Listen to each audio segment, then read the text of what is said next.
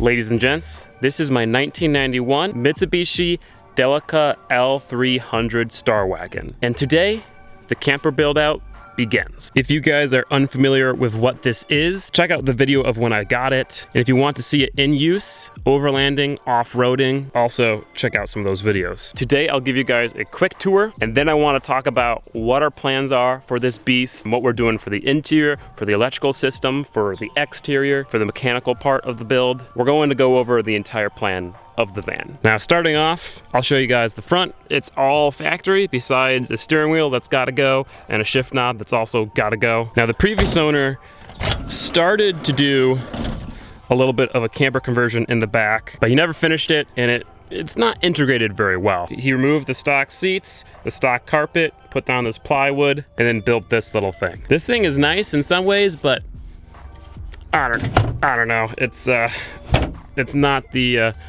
most beautifully crafted pieces I've ever seen. Oh gosh. It does have a cool safe under here. It does have a very neat slide out kitchen. But yet again, you know, nothing was really crafted that well. No sanding, no woodworking. Everything's just kind of thrown together. So let me start by telling you the plans for the interior. This is all going bye-bye. We're going to rip out this entire thing. We're gonna change the setup a little bit and do it better. There's gonna be two main sections of the interior split up by a kind of half wall thing. Up here is going to be the sleeping arrangements, the hangout spot, and back here we are going to do another kitchen setup. It may not look like it on camera, but this van is actually quite small on the inside, so it's gonna be tight, but up here we're going to fit a full-size bed. That way it will be comfortable sleeping one or two people. The bed is going to be elevated off the ground roughly at this same height. The majority of the space under the bed is going to be left completely open, just like this, for storage, whether that's a cooler, your suitcase, camping supplies, whatever.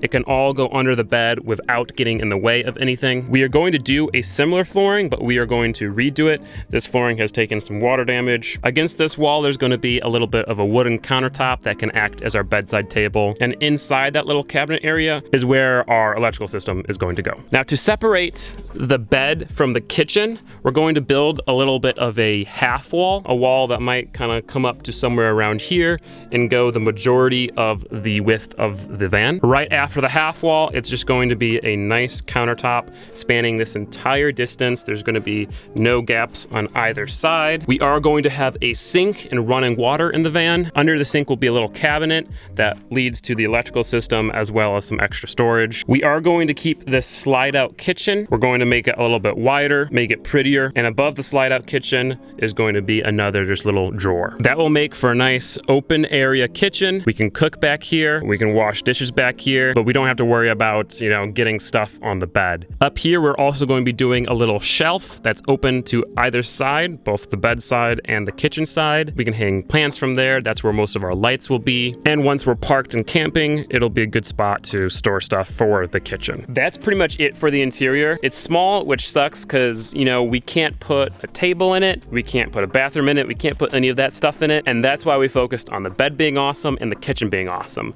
because those are the two things that are the most important to us. Could I have made the bed fold up to a table? Probably. Could I have made a little pull-out bathroom somewhere? Probably. But it would just be worse than having a mounted bed in a full-size kitchen. The nice part about the interior being small is that we're going to be able to spend a lot of time on it, really make it out of high quality materials, really make it look nice. We're going to be leaving the roof and the sides of the interior as is. We're doing that for a couple of reasons. One, it's easier. Two, I think it's going to look better. Instead of having the factory interior up here and then like a harsh line and suddenly a wooden roof and wooden sides that are just kind of tacky, it's going to look like a fully integrated interior. Hopefully it's going to look like it could have come like that from the factory. You know, we'll choose colors of wood that match the gray and the black, probably something dark like this. I'm confident that we're going to make it look good. Despite the van being small and missing some luxuries, we're going to have a full electrical system in here. For electrical storage, we're going to start off with 100 amp hour battery. Nothing too crazy, nothing too big. We're going to have two separate electrical systems in the van, one 12 volt and 120 volt. The 12 volt system will run things like the water pump,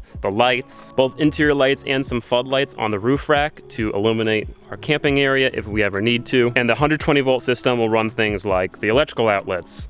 Yeah, just the electrical outlets. I've built two camper vans in the past, both on my bus, and I've learned a lot of things from those two vans. An electrical system is going to be way better than either of those ever were. We're going to use the proper wiring. We're going to use a proper breaker box that has a 120 volt system and a 12 volt system all in the same breaker box. No extension cords running to the outlets. Everything is going to be done legit. Now, powering the 120 volt system, there is going to be a 2000 watt power inverter. That'll be plenty of power to run pretty much anything we need. If we want to run a stove, we can run a stove. If we want to run a vacuum, something, we can. We're gonna have 3 charging systems for the battery. Number 1, we're going to have 100 watts of solar on the roof, something that will help keep it charged when we're just doing simple stuff like using our phones, using the lights. A second thing will be a DC to DC charger from the van's battery, and that will charge the RV battery when the van is running. And then thirdly, an AC to DC charger, something that we can plug in to shore power and charge the battery if we're parked at a place that has electrical. We're gonna have 3 AC outlets on the interior,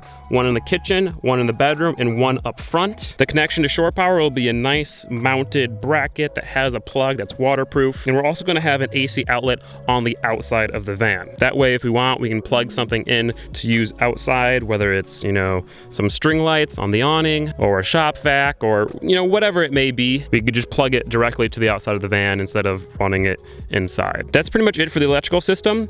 Now, the water system is going to be pretty simple. There's going to be a 13-gallon freshwater tank under here. There will be a fill nozzle over here right next to the shore power outlet. There will be a 12-volt water pump that sucks water out of the tank into the sink, and then the water will drain directly from the sink to somewhere underneath the van. I think that pretty much covers everything for the actual camper conversion. In terms of the actual overlanding off-roading parts, I do want to put a slight lift on it. The engine could really use a water meth injection system. I want to put bigger tires on it, space it out a little bit to give it a wider wheelbase, hopefully prevent it from rolling over. We are going to be changing the roof rack and storage system up there, do a winch up front, and then hopefully also do a locker in the rear. It's not going to be anything too crazy, but I want to be confident that I can pretty much go anywhere without getting too stuck. And we'll have the typical overlanding stuff, some extra gas cans, a shovel, and other recovery equipment. Also going to redo the spare tire system, because as you can tell, when the spare tire is down, it kind of gets in the way of the kitchen. I'm going to build a swing arm mount that mounts somewhere over here so the entire spare tire can kind of just swing out and around. It'll be easier to move and it'll be more out of the way. I'll also go ahead and fabricate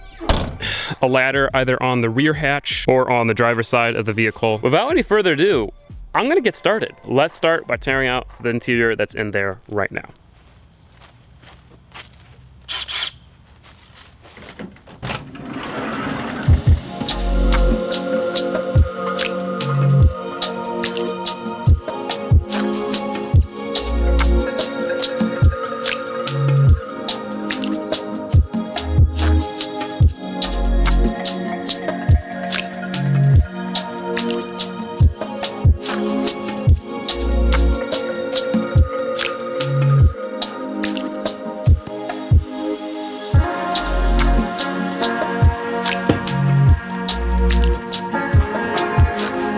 He glued it too? Bro.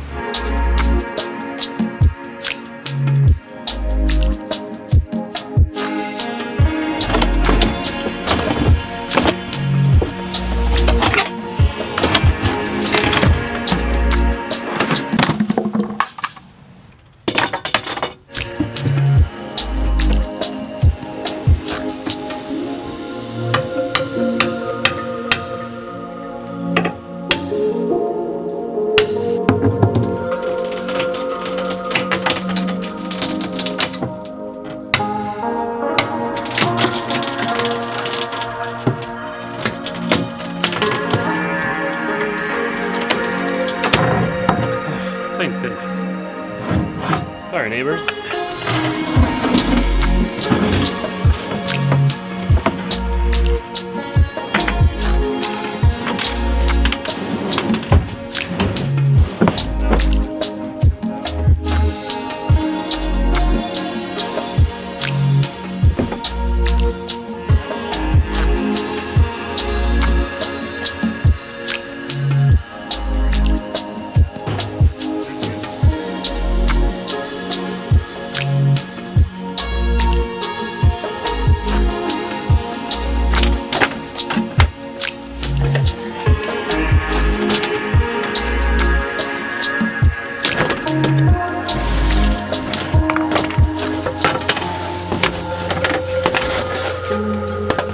everything removed. We are going to keep this, but modify it a little bit. Just gotta quickly vacuum it up because there's wood and stuff all over the place.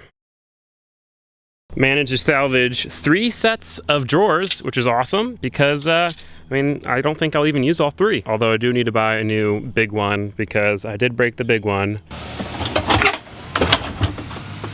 Oh no! In the next video, we're gonna start doing the framing for all the furniture, the bed, you know, the cabinets, and the little kitchen, as well as the half wall. I gotta say, I'm super excited for this. I love doing camper builds. I know this is gonna be the best one I've ever done because of all the stuff I've learned from the last 2. But you know what's awesome?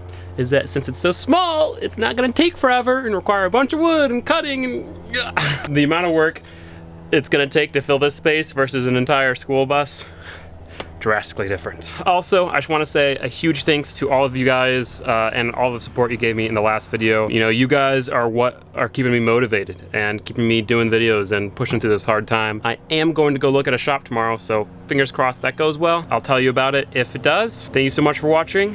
See you in the next one. Peace out and goodbye.